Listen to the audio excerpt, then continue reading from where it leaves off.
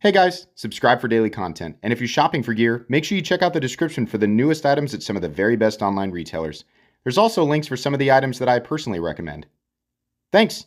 What's going on YouTube? Metal Complex here, and today I've got another interesting knife review slash knife overview to share with you guys. This is the Kizer Momo by Vladimir Legachev. I'm so sorry. I'm almost certain that I mispronounced your name, but that's who designed this. This is a very knifey knife, right? And I feel, even though that's such a stupid thing to say, I feel like everybody watching understands immediately what I'm saying. I mean, this might be the knifiest knife that has ever knifed. I feel very strongly about that. I'm a huge fan of this from a design standpoint and from a utilitarian standpoint. This is really cool, and I have a lot of good things to say about it. It is available, and it is not, actually the price on it I think is pretty spectacular. It's not a budget knife, but it's also not a super expensive knife.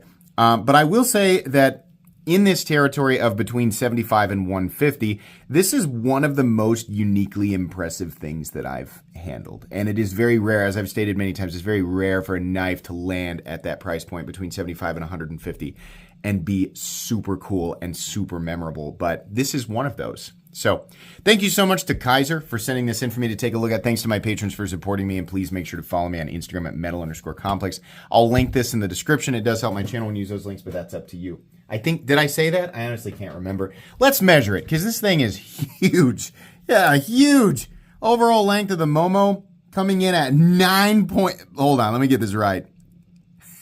This thing is 9.35 inches. Blade length, for dead serious, it's like 4.2, not quite 4 1/4. Cutting edge is 4 1/8. That is ridiculous. Holy moly. Let's do some size comparisons. Any custom scales you find in this section can be found down in the description under Original Goat and others. So up against the 8010, look at that. Not as robust as the 8010, but definitely longer. Up against the 8020.5. There we go. Let's put it up against the Spyderco PM2 and the Spyderco Para 3. Where are you? There you are. And then finally, we'll put it up against the Benchmade Griptilian, or in this case, the Ritter Hogue. And let's do the Hogue Deca. How's the action on this knife? You guys have certainly already noticed that this is a front flipper. Normally, I don't like knives that are front flipper only. However, looking at the design here, if they chose any other means of deployment, I think it would have slightly taken away from the aesthetic. Now, it would have been easier to deploy, certainly with thumb studs or a flipper, for sure, right? There are ways of hiding this stuff, but let's entertain the idea of like really keeping the design, looking the way that it does. This front flipper not only allows the knife to look the way that he clearly wanted it to look, right? But it's also a really great front flipper. I get bothered by front flippers that just don't have enough leverage right here, or that feel awkward, considering the weight and mass, size, shape of the blade, all of that. Especially when there's just not enough jimping, or it's not the right texture. This is perfect. And the knife is also huge, so it doesn't feel, considering how you have to hold these knives to front flip them, it doesn't feel like a knife that I'm going to launch across the room, right? Or into the person standing in front of me. It works really well.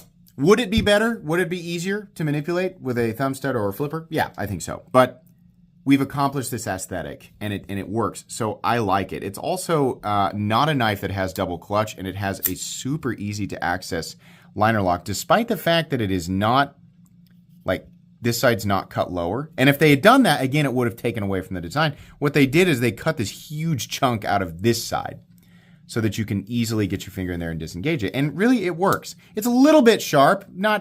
It's just a hard angle, but it's not necessarily uncomfortable. It's also very easy to get this blade to fall and catch your thumb on the unsharpened portion of the blade because of how large that forward choil is.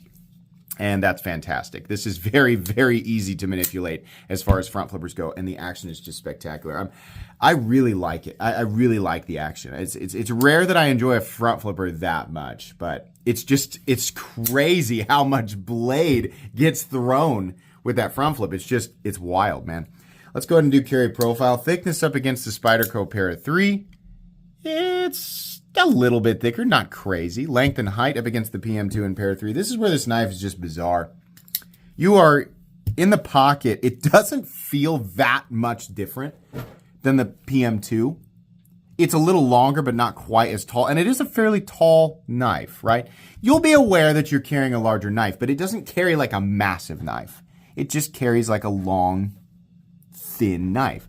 It's more compact than you would expect, but I'm not calling it a compact knife, right?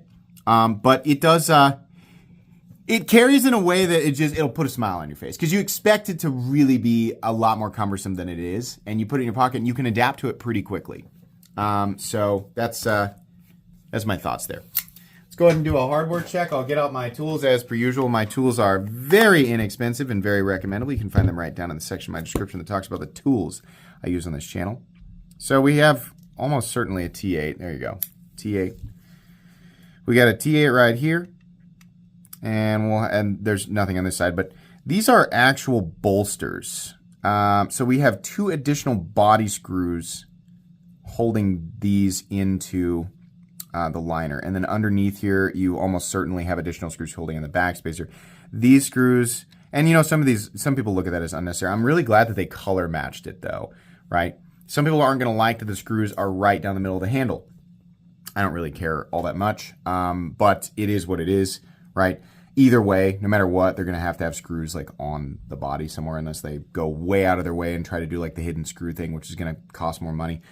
It doesn't really bother me. Everything's T8. Even if underneath here there's some T6 screws holding in the backspacer, it's really not a complicated knife as far as disassembly and maintenance. As long as you have the right tools for the job, you should be good to go. The pocket clip screws, by the way, are actually hidden. So those go up underneath the pocket clip. I'm guessing the reason that the screws are here is maybe partially because of the positioning of the clip where he wanted it. So like I said, some people like it, some people won't care, some people don't like it, whatever. It is what it is. I'm just glad that they color match the screws. So very easy to take apart and put back together. Let's go ahead and measure the blade stock thickness. I have finally put new batteries in this. I'm sure you guys will be really excited about that. I know that the calipers definitely are. The blade stock thickness on this knife is about 115 thousandths, so definitely not thick. Let's go ahead and move into the meat and potatoes here. So this knife, very easy to do that with your index finger, by the way. This knife is beautiful. And if you're wondering, like, could I do food prep with this? Is it optimized for food prep? No. But could you? Yeah, because when you lay it down, the very back end of the blade is actually touching the surface. Just barely. But you can do that. So you can do your rocking chops and all that. I don't think that's really what it's going to get used for. But if you want to, you can. Also, wow, the ergonomic room here is just beautiful. Now, it's chamfered and there's nothing, horribly uncomfortable in here. Nothing in here is like shaped to really complement the human hand, right? It's not contoured. It's not like perfectly shaped or anything. But the pocket clip is backed off here to the spine, which is interesting. I don't know that I would like it more or less moved down. I'm almost like indifferent. I'm just glad that it's like, back on the back 50% of the handle. Excuse me. I choked on the word choke. Choked up. Jeez.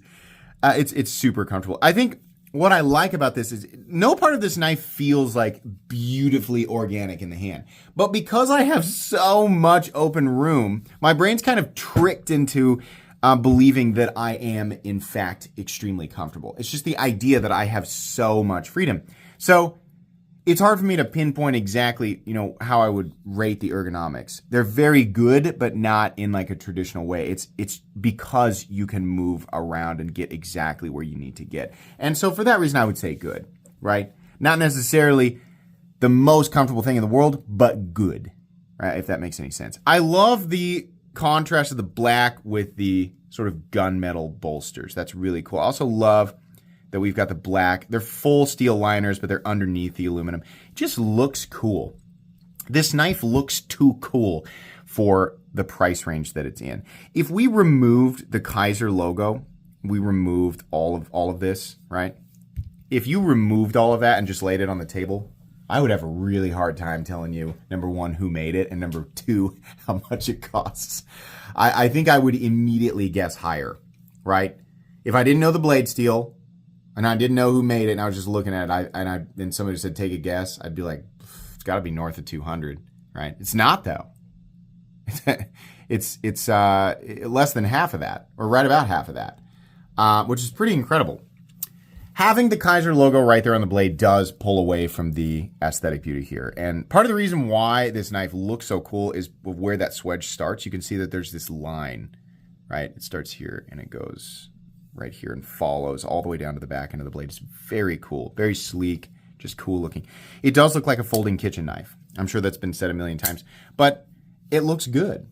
It also works really well. My goodness, the edge is beautifully sharp. You have so much. I mean, breaking down a fairly thick cardboard box, no problem with this. I love that you can choke up right behind the blade.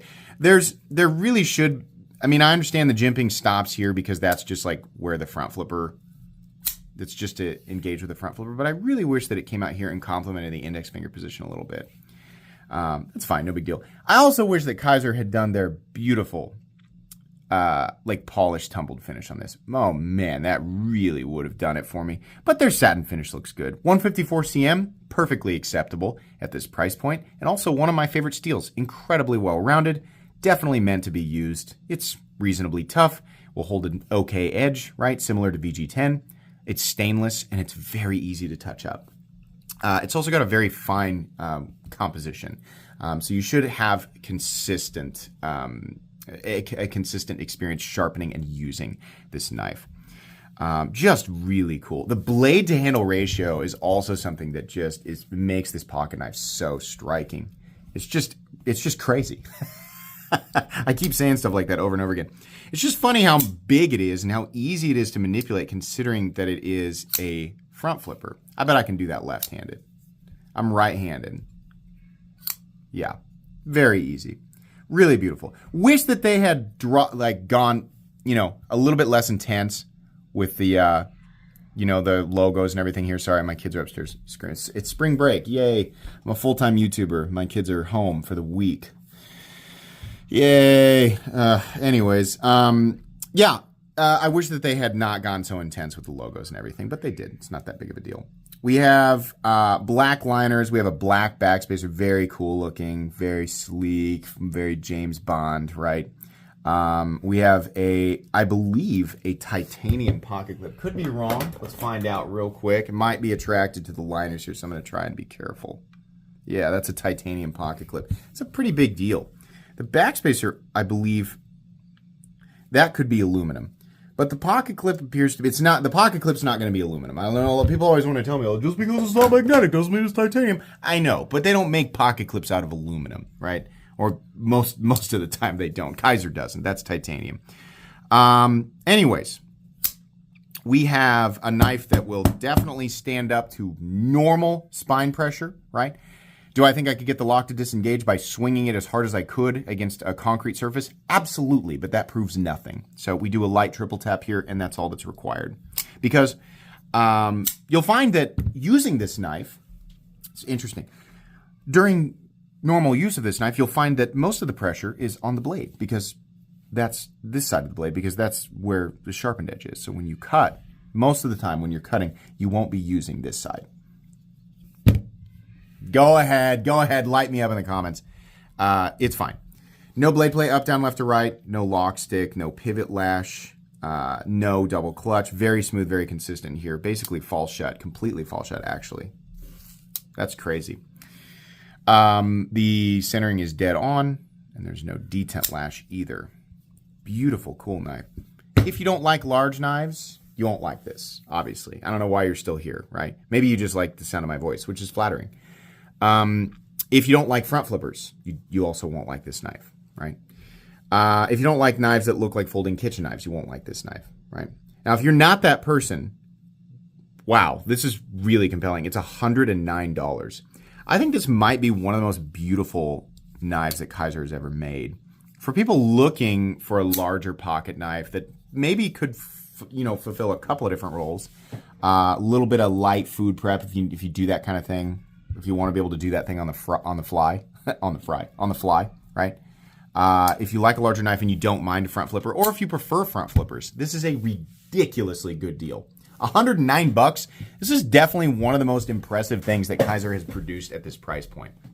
And it's totally available.